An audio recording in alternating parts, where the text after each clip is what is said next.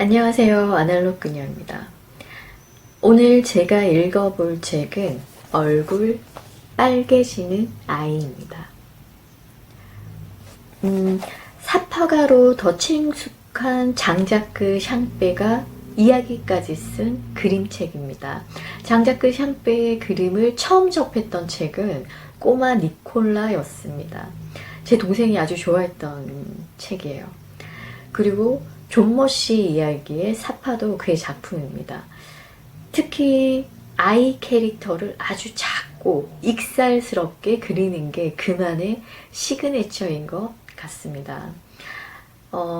아무튼 책 이야기로 또 돌아와 보면 시도 때도 없이 얼굴이 빨개져서 고민인 아이와 또 아무 때나 재채기를 해서 사람들을 놀래키는 아이의 우정이 아주 조용하고도 자연스럽게 진행되는 스토리입니다. 누구에게나 작은 콤플렉스가 있고 타인은 그것을 존중할 수 있어야 한다는 메시지를 던져주고 있습니다. 한번 생각을 해봤어요. 나에게 어떤 콤플렉스가 있었지? 저도 어렸을 때 학교에서 책 읽는 거를 좀 어려워했던 것 같아요. 긴장되고 떨리고 그런 느낌이 싫어서 그랬던 것 같은데 지금 또 아이러니하게 이렇게 책을 읽고 있네요. 나중에 어른이 돼서 뭐 PT도 하고 그러면서 적응이 된 것 같아요. 그러니까 어른이 되는 일도 꽤 괜찮은 것 같습니다. 앞으로 살아가면서 좀 더 멋진 그리고 성숙한 어른이 되는 게 목표라면 목표고요. 다름을 인정하는 그런 어른이고 싶습니다. 이 책은 사실은 사파를 보면 이야기를 더 아기자기하게 느낄 수 있지만 그냥 흘려듣듯 들어보는 것도 색다른 매력이 있을 것 같아요. 그럼 얼굴 빨개지는 아이의 이야기 속으로 한번 들어가 보겠습니다. 출판사는 별천지입니다. 꼬마 마르슬렌 까이유는 다른 많은 아이들처럼 아주 행복한 아이로 지낼 수도 있었다. 하지만 불행히도 마르슬렌은 어떤 이상한 병에 걸려 있었다. 얼굴이 빨개지는 병이었다. 그 아이는 그래 혹은 아니 라는 말 한마디를 할 때에도 쉽게 얼굴이 빨개졌다. 물론 여러분은 그 아이만 얼굴이 빨개지는 게 아니라 모든 아이들의 얼굴은 쉽게 빨개진다고 얘기할 것이다. 아이들이란 겁을 먹거나 잘못을 저질렀을 때 대개 얼굴이 빨개지기 마련이라고. 그런데 마르슬랭에게 있어 심각한 문제는 아무런 이유 없이 얼굴이 빨개진다는 것이었다.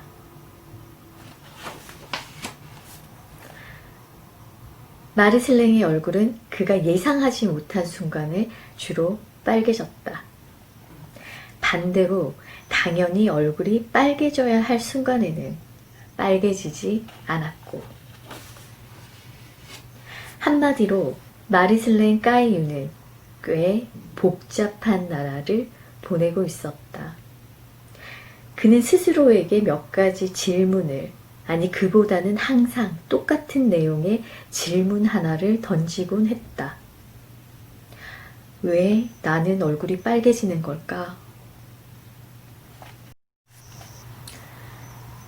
물론 여러분들에게 어떤 요정, 숲속의 요정이 마르슬랭의 병을 낫게 할 수 있는 초자연적인 재능을 가지고 있다거나 또는 현대적인 대도시에 사는 어떤 솜씨 좋은 의사가 이 희귀한 병을 치료할 수 있다는 사실을 알려줄 수도 있다. 그러나 마르슐랭이 사는 동네에는 요정이 없었다.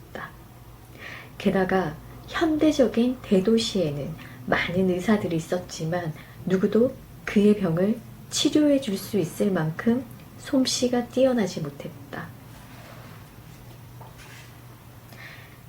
마르슬랭은 결국 계속 빨개지는 얼굴로 다녀야 했다. 물론 정말 얼굴이 빨개져야 할 때는 빼놓고는. 그의 다른 모든 친구들은 똑같은 일이 자기에게도 일어날 수 있다는 생각에 가슴이 뛰어 얼굴이 빨개지지만 마르슬랭은 겉으로는 어떤 동료도 없는 것처럼 보인다. 조금씩 마르슬랭은 외톨이가 되어갔다. 그리고 언젠가부터는 기마전 놀이나 기차 놀이, 비행기 놀이, 잠수함 놀이와 같은 아주 재미있는 놀이를 하며 뛰어다니는 그의 꼬마 친구들과도 어울리지 못하게 되었다. 왜냐하면 아이들이 자기의 얼굴 색깔에 대해 한마디씩 하는 것이 마르슐랭은 점점 견디기 힘들어졌기 때문이다. 그래서 그는 혼자 노는 것을 더 좋아하게 되었다. 마르슐랭은 바닷가에서 보내는 여름 바캉스철을 항상 그리워했다. 그때가 되면 사람들 얼굴이 모두 함께 빨개졌고 사람들은 빨개진 얼굴에 만족하는 것처럼 보였기 때문이다. 또 모든 사람들이 추위로 얼굴이 새파래지는 한겨울에 혼자 계절에 맞지 않는 이상한 얼굴색을 하고 다니는 것이 싫었기 때문이기도 하다. 하지만 마르슐랭은 그렇게까지 불행하지는 않았다. 단지 자신이 언제, 어떻게, 그리고 왜 얼굴이 빨개지는지를 궁금하게 여길 뿐이었다. 이런 궁금증은 아주 오랫동안 그를 잠 못 들게 하곤 했다. 어느 날 마르슐랭은 여느 때처럼 얼굴이 빨개진 채 집으로 돌아오다가 계단에서 재채기 소리 비슷한 어떤 소리를 들었다. 2층에 다다랐을 때 마르슐랭은 또 한 번 그 재채기 소리를 들었고 3층에서도 다시 그 소리를 들었다. 그런데 4층으로 올라가는 계단 중간에서 마르슐랭은 한 꼬마 남자아이를 발견했다. 바로 그 아이가 그런 재채기 소리를 내고 있었던 것이다. 너 감기 걸렸니? 하고 마르슐랭이 물어보았다. 그 아이의 이름은 르네 라토였고 마르슐랭의 새 이웃이었다. 꼬마 르네 라토는 아주 매력적인 아이였고 우아한 바이올린 연주자였으며 훌륭한 학생이었다. 그런데 르네는 갓난아기 때부터 아주 희한한 병에 시달리고 있었다. 그것은 전혀 감기 기운이 없는데도 자꾸만 재채기를 하는 병이었다. 르네는 마르슐랭에게 말했다. 이 귀찮은 재채기가 자기의 인생을 어렵게 만들고 있으며 어느 날 저녁인가 브루시니 쉬르 오르지 마을의 베바르시 부인 집에서 열린 매우 수준 높은 음악회에서 꽤 유명한 사람들과 함께 연주를 할 때도 그는 재채기를 했다. 이 일이 한때 사람들 사이에 얘기거리가 된 적도 있었다고. 그 후 르네 라토는 혼자 강가를 산책할 때에만 겨우 위안을 얻을 수 있었다. 잔잔히 흐르는 강물과 새들의 부드러운 지저귀만이 그의 깊은 고통을 위로해주곤 했다. 물론 여러분들에게 착한 마음씨를 지닌 강의 요정이 나타나서 그의 병을 낫게 해주었다고는 얘기하지 않을 것이다. 르네가 사는 마을에는 착한 요정이 없었기 때문이다. 그렇다고 나쁜 요정이 있는 건 아니었다.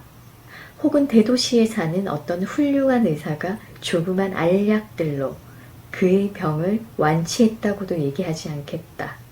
아니, 아무도 그의 병을 치료하지 못했다. 요정도, 훌륭한 의사도. 하지만 르네는 그렇게까지 불행하지는 않았다. 단지 코가 근질거렸을 뿐이고 그것이 그를 자꾸 신경 쓰이게 만들 뿐이었다.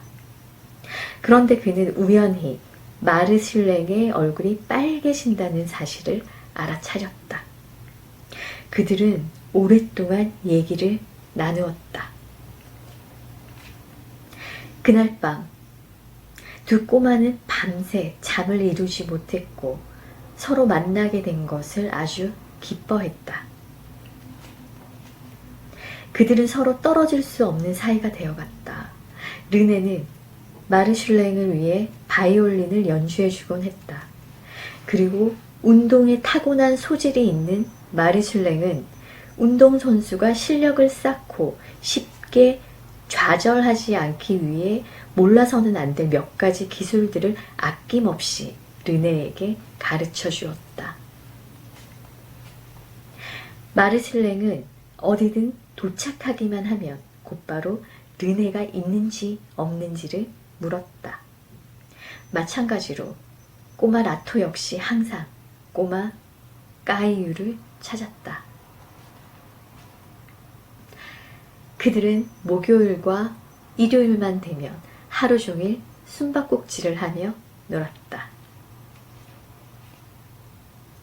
그들은 함께 신나는 나날을 보냈다. 하계이가 있던 그날, 아마도 이 세상에 마르슐랭보다 더 행복한 사람은 없었을 것이다. 왜냐하면 그의 친구가 멋지게 바이올린을 연주한 후 정말로 아주 좋은 반응을 얻었기 때문이다. 또 르네는 마르슐랭이 부드러운 어조로 또박또박 훌륭하게 시를 읊어내는 것을 보면서 가슴이 터질 것만 같은 기쁨을 느꼈다. 그들은 정말로 좋은 친구였다. 그들은 짓궂은 장난을 하며 놀기도 했지만 또 전혀 놀지 않고도 전혀 말하지 않고도 같이 있을 수 있었다. 왜냐하면 그들은 함께 있으면서 전혀 지루한 줄 몰랐기 때문이다. 르네가 황달에 걸렸을 때 마르슐랭은 그의 곁에 있어 주었다. 그는 사람이 이렇게까지 노랗게 될 수 있다는 것에 놀라워했다. 그리고 마르슐랭이 홍역을 앓았을 때 르네 역시 이 병을 앓은 적이 있었기 때문에 원하는 만큼 친구 곁에 있을 수 있었다. 마르슐랭은 감기에 걸릴 때마다 그의 친구처럼 기침을 할 수 있다는 사실에 흡족했다. 그리고 르네 역시 햇볕을 몹시 쬐는 어느 날 그의 친구가 가끔씩 그러는 것처럼 얼굴이 빨개져 버린 것에 아주 행복한 적이 있었다. 둘은 정말로 좋은 친구였다. 그러나 이 글자는 좀 더 까만색이다. 왜냐하면 이어질 이야기들이 조금은 슬픈 것이기 때문이다. 어느 날 마르슐랭은 할아버지 댁에서 일주일 정도 방학을 보낸 후 집으로 돌아오자마자 친구 르네의 집으로 뛰어 올라갔다. 르네네 집 문 앞에는 그런데 이상한 지푸라기들이 널려 있었다. 그러고는 한 번도 본 적이 없는 어떤 사람이 그에게 문을 열어주는 것이었다. 그는 그릇들로 가득 찬 상자들을 발견했다. 그리고 이번에는 정말로 감정이 북받쳐 올라 얼굴이 빨개졌다. 르네 가족은 이사를 가고 없었던 것이다. 마르슬랭은 정신이 나간 아이처럼 계단을 뛰어내려왔다. 2층과 3층 사이 계단에서는 넘어지기까지 하면서 그러고는 엉엉 울며 집에 왔다.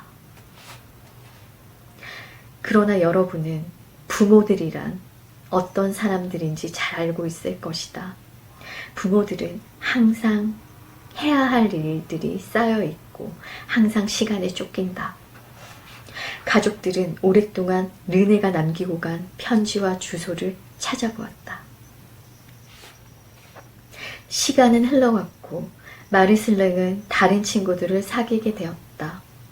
손가락으로 휘파람을 불 줄 아는 파트리스 르콕, 조립에 대단한 취미가 있으며 또 무엇이든지 어떻게 해서든 만들어내는 쌍둥이 필리파르 형제, 운동을 좋아하고 몸집이 크며 진한 우정을 가진 로보르와 프레데릭 라조니 형제, 그리고 정말 웃기고 뭐든지 잘하고 여우처럼 꾀가 많은 롤랑 브라코. 물론 로제 리보드도 빼놓을 수는 없는데 붉은 머리에 안경을 끼고 항상 주의가 산만한 아이였다. 마르슬랭은 리보드를 아주 좋아했는데 이 아이는 너무 주의가 산만하여 항상 그를 웃겼기 때문이었다. 마르슬랭은 르네 라토를 잊지 않았고 자주 그를 생각했으며 매번 그의 소식을 들을 수 있도록 노력해 봐야지 하고 다짐했다.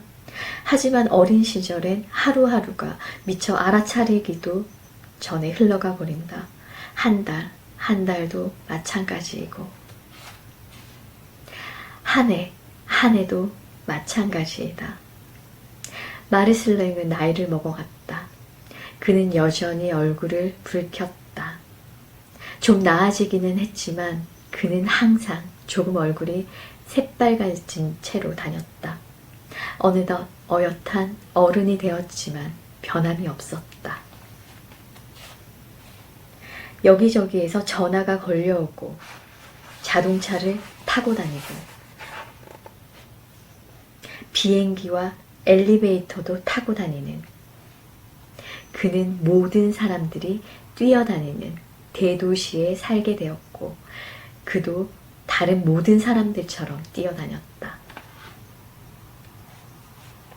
어느 날 그는 비를 맞으며 버스를 기다리고 있었다.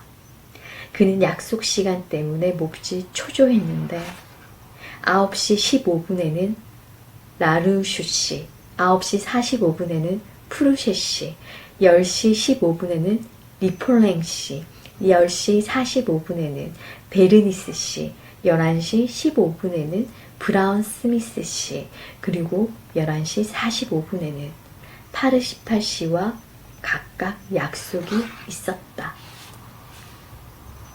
그는 감기에 걸린 불쌍한 한 남자가 끊임없이 기침하는 소리를 들었다. 그리고는 다른 모든 사람들처럼 웃음을 터뜨렸다. 그는 그 감기 환자를 쳐다보았다.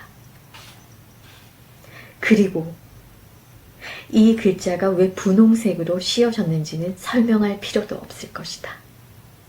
그는 바로 라토였다.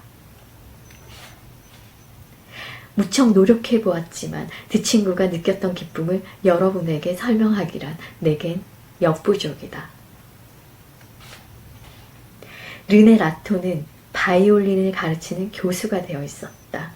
그들은 수많은 이야기를 주고받았다. 친구의 간청에 못 이겨 르네는 바이올린을 연주해 주었다. 그리고 이번에는 마르슬랭이 세월이 아직 그의 타고난 운동신경을 무디게 하지 않았음을 보여주었다. 그들은 아예 달리기 경주까지 해보았다.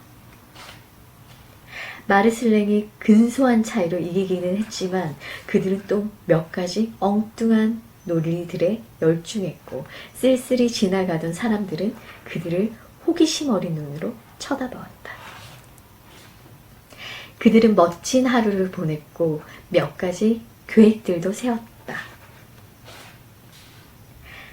내가 여러분을 우울하게 만들 생각이었다면 이제부터 여러분에게 이 두 친구가 자신들의 일에 떠밀려 다시는 만나지 못했다는 이야기를 들려주려 했을 것이다.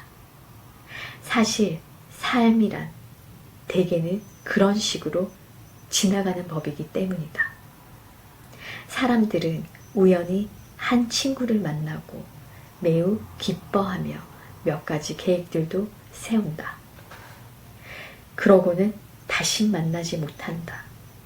왜냐하면 시간이 없기 때문이고 일이 너무 많기 때문이며 서로 너무 멀리 떨어져 살기 때문이다.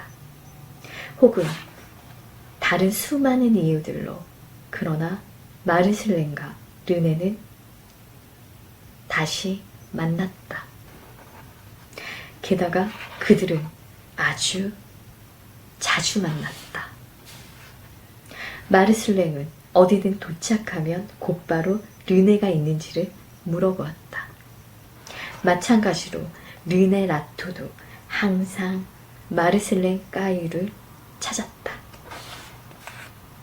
그들은 토요일과 일요일이 되면 영원히 성공할 것 같지 않은, 하지만 해롭지도 않은 사냥을 나갔다. 또 여전히 짓궂은 장난도 하였다. 하지만 그들은 여전히